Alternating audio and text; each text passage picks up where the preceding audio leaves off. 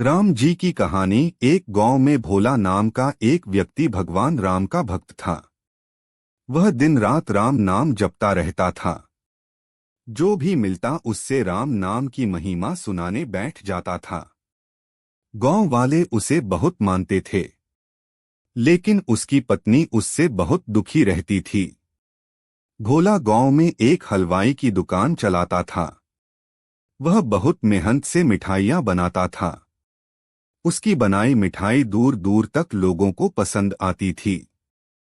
कुछ लोग उससे राम राम करके मुफ्त में मिठाई खा लेते थे।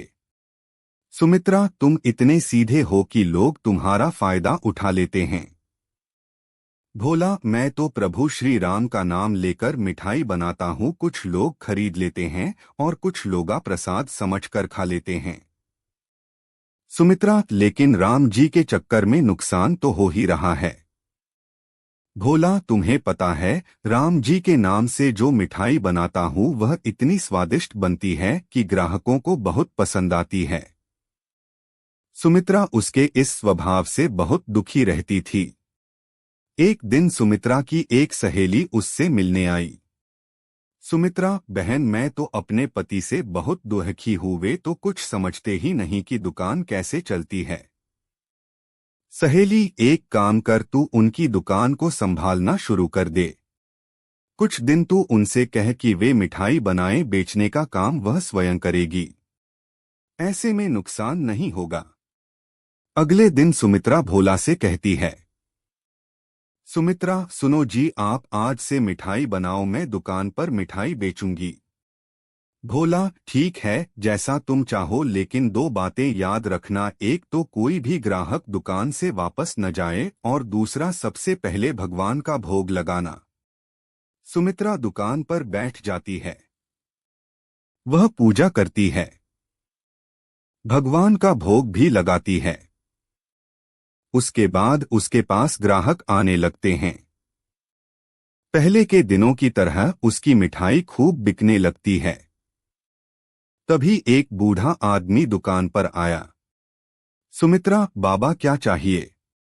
बूढ़ा आदमी, बेटी, मुझे एक मिठाई खाने का मन है, लेकिन मैं खरीद नहीं सकता। सुमित्रा, बाबा, यहाँ तो बिना पैसे मिठाई नहीं मिलेगी। मेरे पति पहले ही बहुत नुकसान कर बैठे हैं। अब यह सब नहीं होगा। बूढ़ा आदमी, कोई बात नहीं बेटा, वो जो राम जी को भोग लगी मिठाई है वही मुझे दे दो।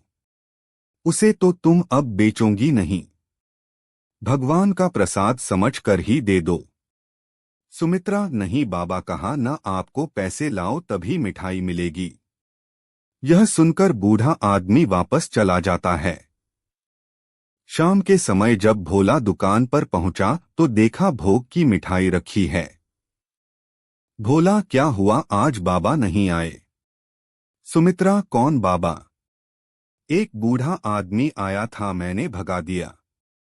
भोला, यह तूने क्या किया? जब से मैंने दुकान खोली है हर दिन वे बाबा आते हैं और भोग की मिठाई खाते हैं। उनके आने से पहले मेरी दुकान कम चलती थी। जब से वे आने लगे शाम तक सारी मिठाई बिक जाती है। सुमित्रा, तुमने तो न जाने कितने लोगों को मुफ्त में मिठाई खिला दी, अब यह सब नहीं चलेगा। अगले दिन वह बूढ़ा आदमी नहीं आया।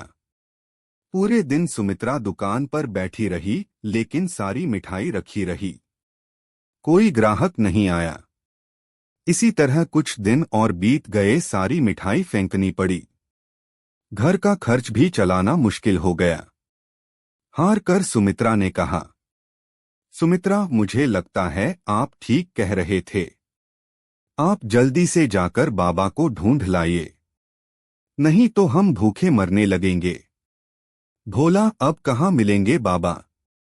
सुमित्रा रोने लगती है। अगले दिन भोला दुकान खोलता है, भगवान राम का भोग लगाता है। फिर दोनों एक डिब्बे में मिठाई लेकर मंदिर पहुंच जाते हैं। भगवान श्री राम के चरणों में मिठाई रखकर भोला कहता है, भोला प्रभु, आपने आना बंद कर दिया। सुमित्रा, यह आप क्या कह रहे हैं? भोला, ध्यान से देख श्री राम की मूर्ति को। सुमित्रा मूर्ति देखती है तो उसकी आंखों से आंसू बहने लगते हैं, क्योंकि मूर्ति के अंदर उसी बूढ़े आदमी की झलक दिखाई दे रही थी। सुमित्रा, प्रभु मुझे माफ कर दीजिए, आप स्वयं भोग लगाने आते थे। मैं मूर्ख आपको पहचान न सकी। मंदिर से आकर भोला ने दुकान खोली, उसकी मिठाई पहले की तरह बिकने लगी।